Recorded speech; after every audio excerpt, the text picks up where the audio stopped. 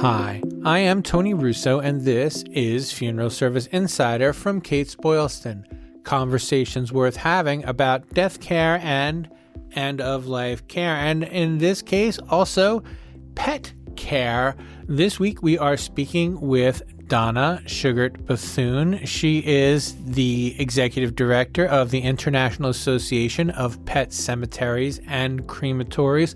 It's been almost 2 years since I had the chance to speak with Donna. We did a feature a couple of years ago about the IPAC and some of the work that it was doing, and of course, just general pet crematory things. But so much has happened in the last 2 years, including they've added 2 languages to all of their documentation, so people can read it in Spanish or in French, and they're going to have their first international conference in Paris in 2026. So much other cool stuff. As a matter of fact, I'm going to stop wasting your time with me, and we're going to speak with Donna right after this message from our sponsors.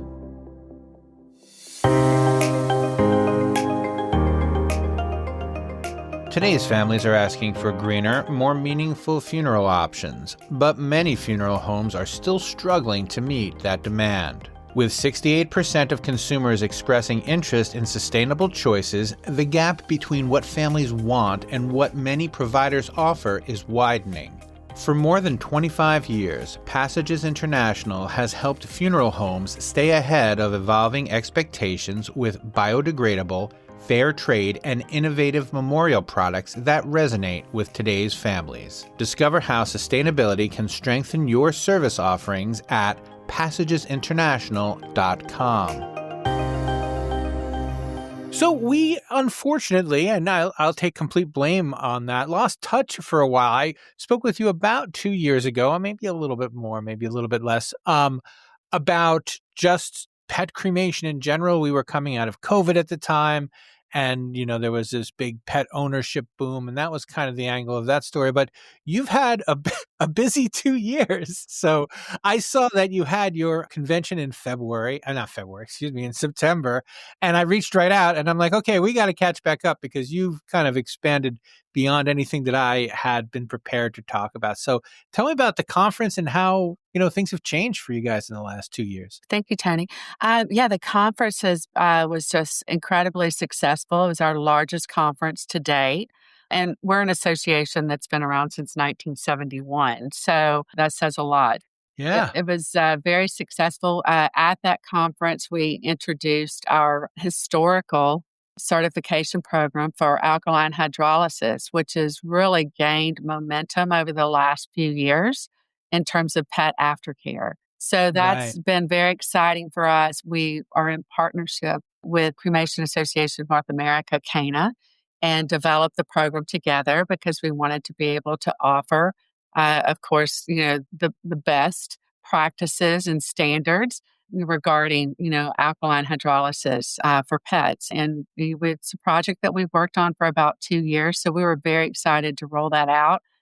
It was very successful. We had 30 aquamators go through the program and receive certification. And It is now available online for pet aftercare professionals to be able to get certification in that area. So that was one of the many programs that we offered at our conference, but it was very successful. And we're just really excited. Over the next year, we actually are hosting our first European conference.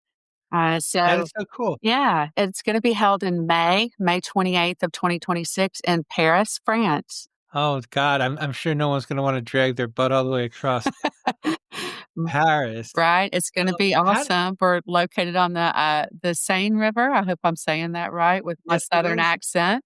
And just a 10-minute walk from the Eiffel Tower. So it's going to be a wonderful conference. We're really excited about it. And how did that come together? Well, honestly, the association, as I said, we've been around for more than 54 years, and it's always been an international association. I think over the last few years, we've always had international membership, but there's been a huge surge in the membership. I think just really with, technology, social media presence, and really, across the globe, pet aftercare is growing, just as it is here, in North America. And so, because we've had such a huge interest, we wanted to be able to offer all the certification and educational programs that we provide in person, so that we can meet some of these many members that we've worked with over the years. And again, so many new ones that have come on board. So we're really excited because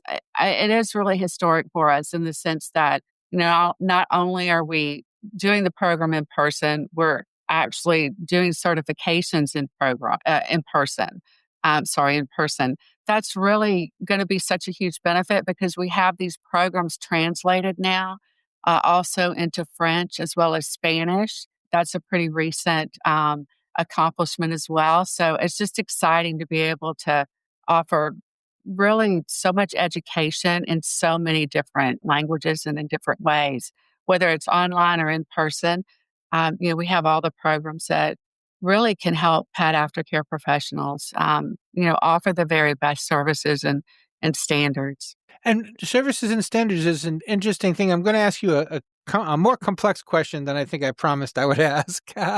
But there are two things that you just brought up that have just rung my bell. The first is, you don't have to have a certification to, like, I can open a pet cremation business whenever I feel like it. And I think that the certification is what shows that a person is serious. So I wanted you to talk about that a little bit. And the other thing I wanted to know is the fact that it's easier to get approval, or there's no real approval needed for alkaline hydrolysis for pets. Is that one of the reasons because that seems to be just exploding over the last 6 months?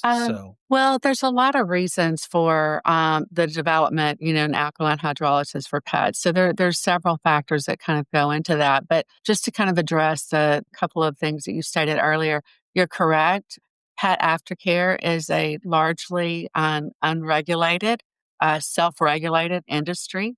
Because of that, it's so important that any pet aftercare professional align themselves with a professional organization that offers certifications in that, throughout the process that includes, best practices and standards and ethics and, all the things that you need to operate at the highest level for yourself and your staff. It's really important to seek that out. The second thing I would say, yes, you can open a pet aftercare business, obviously, as long as you can get the permitting that you need. Right. And so that's the biggest obstacle that, anyone that goes into the field of pet aftercare faces is the permitting for wherever they're at. And that's true whether it's with, flame-based cremation or water-based cremation. Permitting is always going to be, your biggest obstacle. Right. It just feels like people are a lot more nervous about cremation. That's just from both the human and pet side. I write a lot more of neighbors are up in arms stories than I do about, aquamation. It's always like town gets first aquamation, and, cremation. It's like town gets out pitchforks to go after cremation people. This is very true. Yes.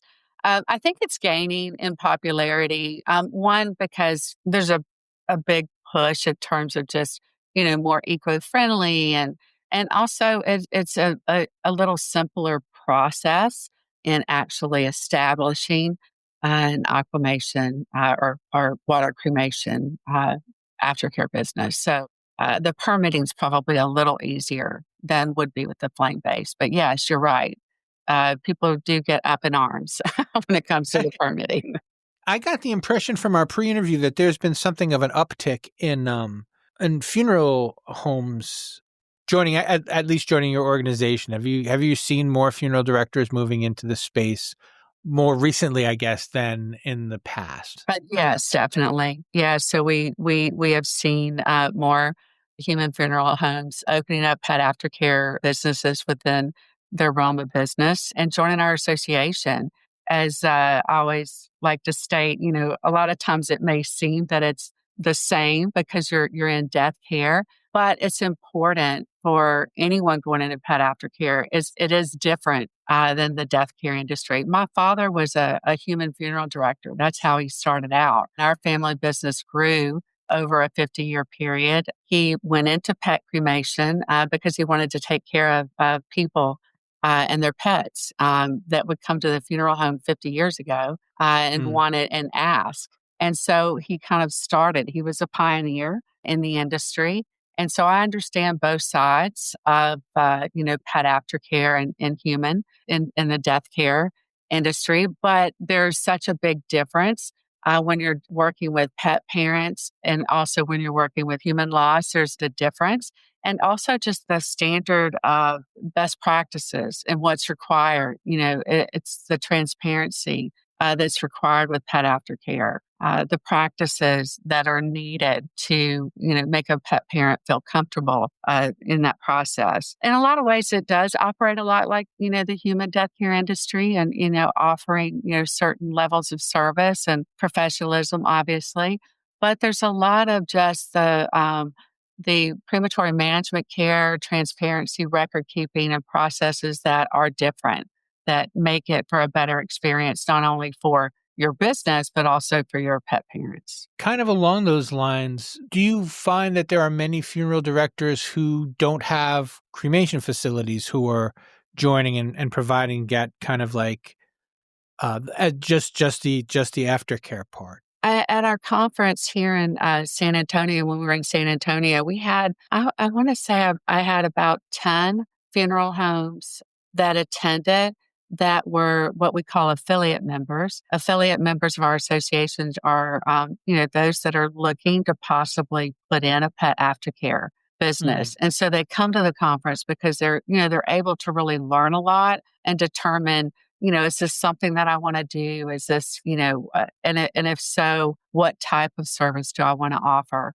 One of the things that the association does is really provide a lot of good information, networking opportunities, everything from your suppliers to other members maybe that are in a couple of states away that can give you a feedback and give you information on, maybe an issue that they ran into, that you're running into. And they're willing to, to help and to speak with one another in peer groups. And so I really think that for us, for the association, it's so important, even if you're thinking of, putting in an aftercare business, that being a part of this association is important to be able to answer a lot of those questions and get the information that you need to make that determination.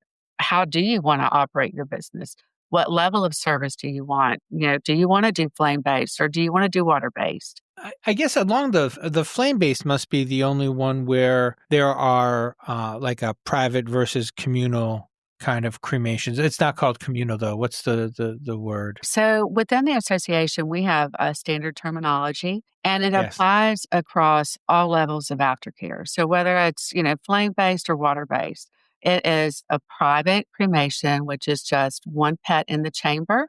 It is individually partitioned cremation, which means that there would be a separation between a pet in the chamber, so a separation between the pets.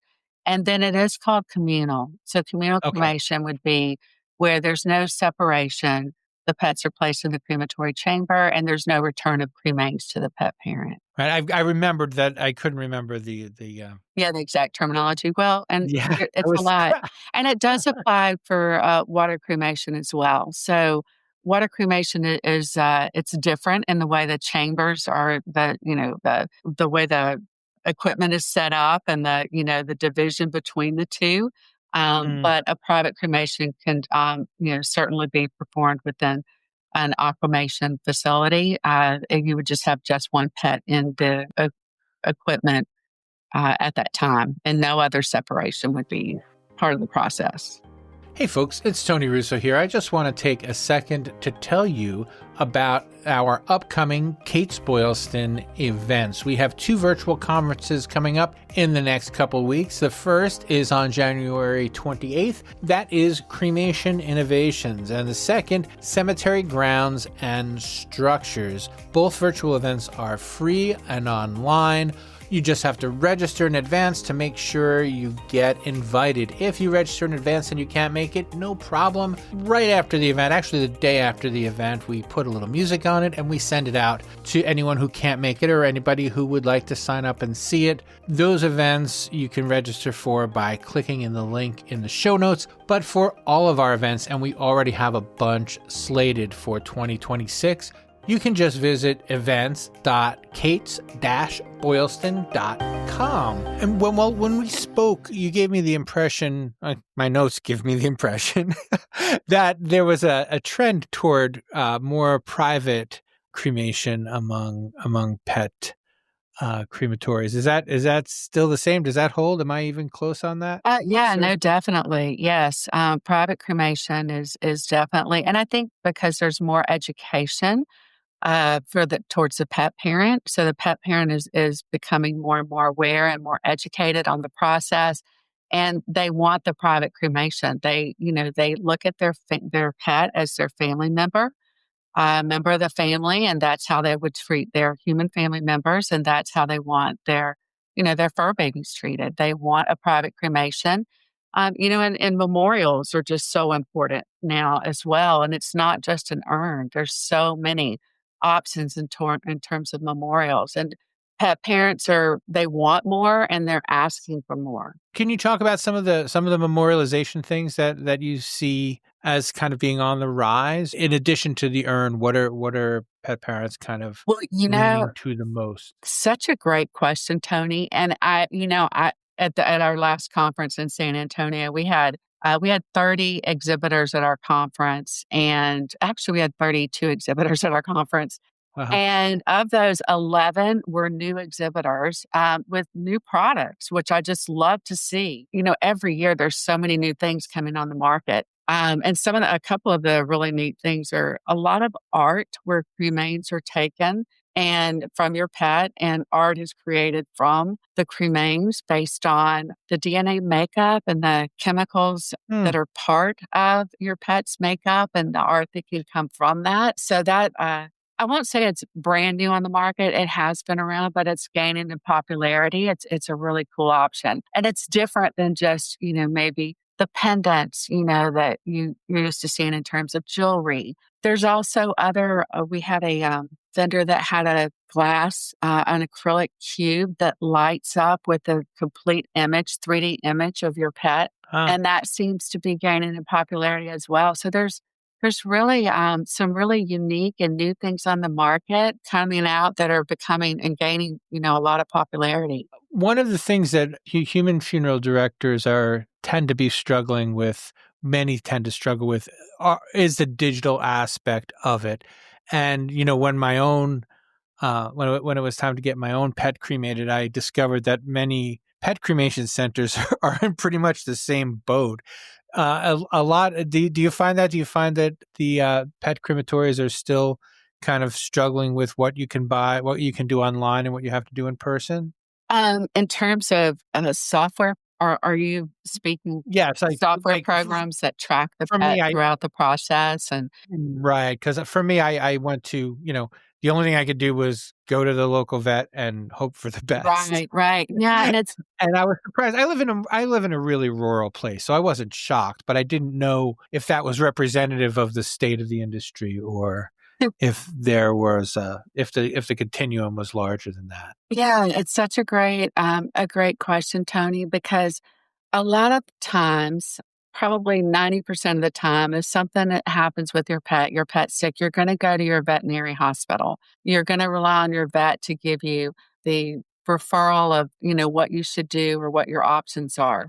And a lot of times the vets, they're working with a third party, and they're not really explaining maybe to the pet parent or even to their staff what happens, once that pet is then placed in the care of a pet aftercare professional. And so they a lot of times they're the vet themselves. They haven't visited the facility. They don't really know. And so they're not really able to give the information. And that creates this whole dynamic of mystery of like, well, I don't know what's happening with my pet. Right. And I don't know, is this really my pet? And I say that because unfortunately, a lot of pet parents feel like they're in the dark.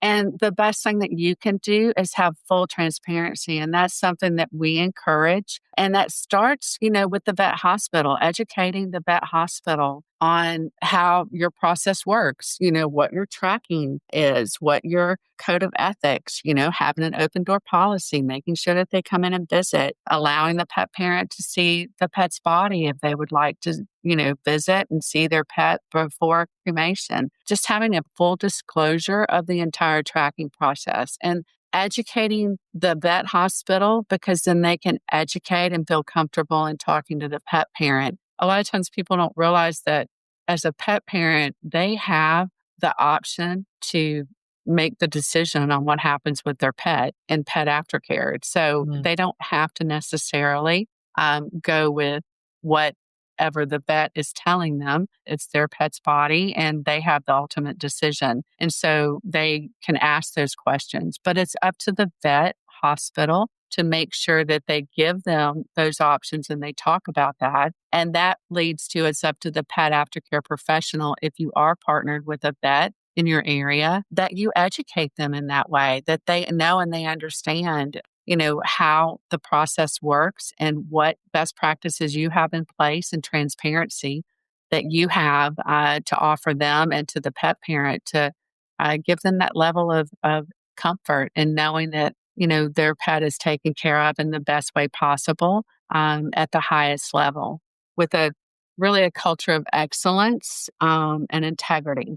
And that's really your goal as a pet aftercare professional, is to be able to educate your pet parents and your vet hospitals in your community. And that comes through transparency and being full, open, honest disclosure. Yeah, and the other thing that again, only because I'm in the industry and I'm sensitive to these things, there wasn't any follow-up phone call, and I feel like that was probably a missed opportunity on their part, or must be a missed opportunity on their part, to follow up and say, did you want to do anything else with the remains or Right. Yeah. things like that? Is that standard practice? Is that something that you tend to recommend? Personally, yes, I do. But I will tell you this. A lot of times, it really depends on if the pet is at the vet Mhm. hospital and what your relationship is like with I that vet see. hospital. And that's so important, because if you have that relationship with the vet hospital and you can do those follow-up calls, it's so important, because a lot of times pet parents don't even know all the things that are available and offered, and they're in a moment of Right. grief and they're having to make a decision right then, in the office at that time. And they haven't thought about it until that moment's arrived. And then afterwards, there's all this regret. And I wish I had done this, or I didn't know about that. And so really, making sure that your hospital and, that you're working with, that they understand the importance of that to pet parents and that you have that opportunity to do that. Excellent.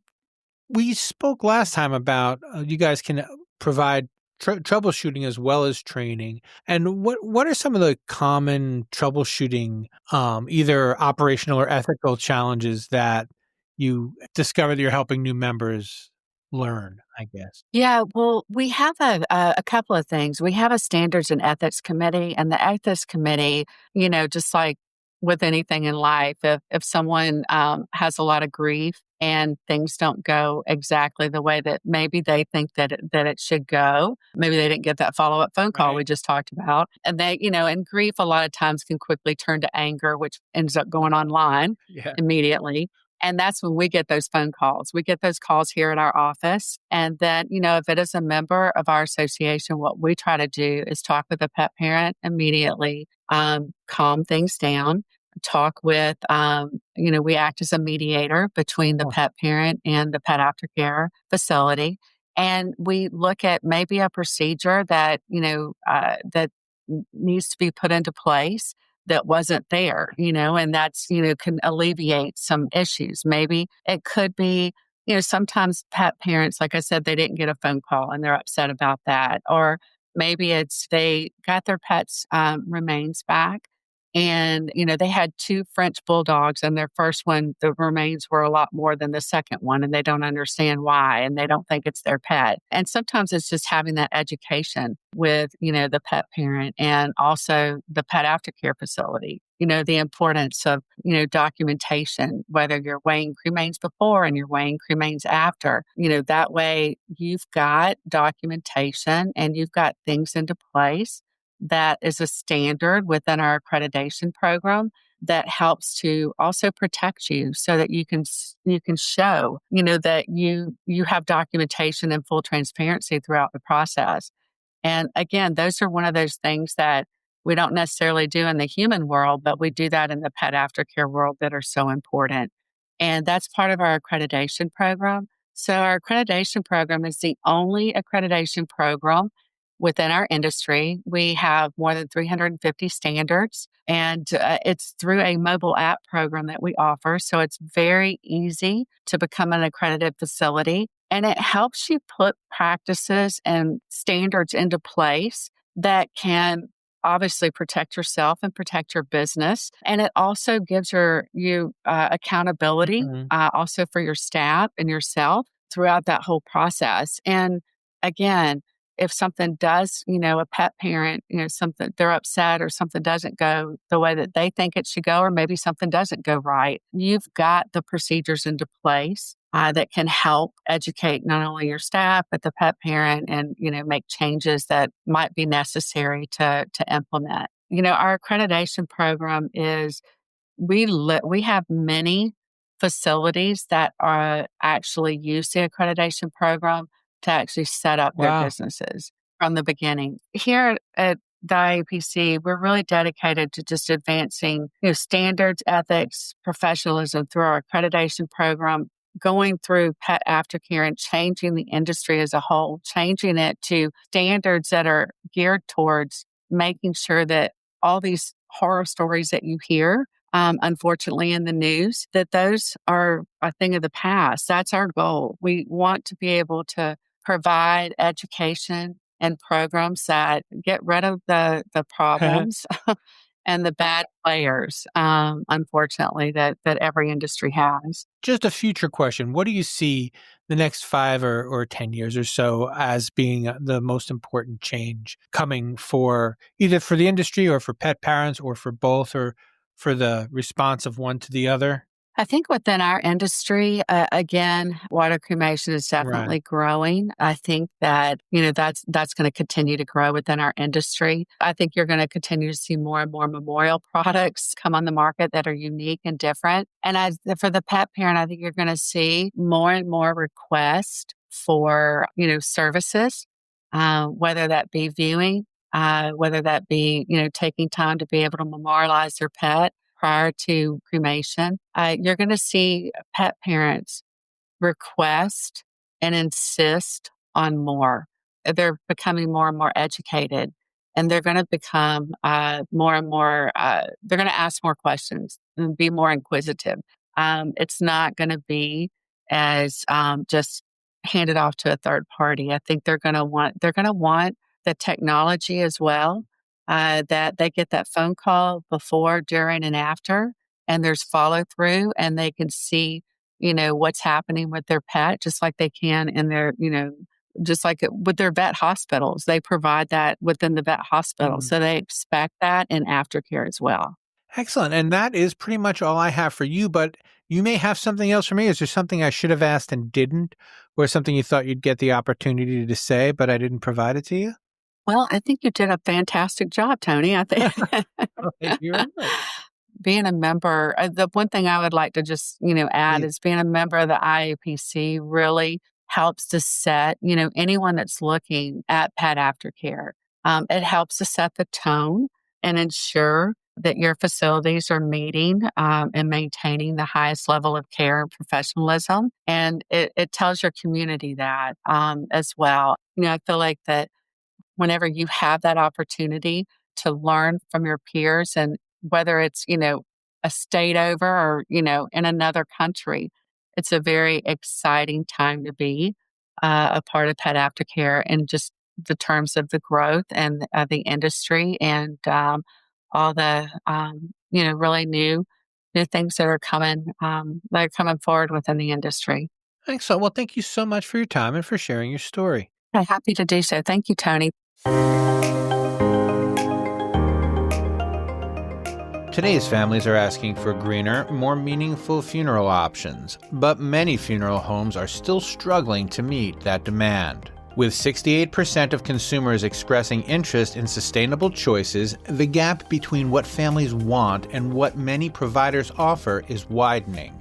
For more than 25 years, Passages International has helped funeral homes stay ahead of evolving expectations with biodegradable, fair trade, and innovative memorial products that resonate with today's families. Discover how sustainability can strengthen your service offerings at passagesinternational.com.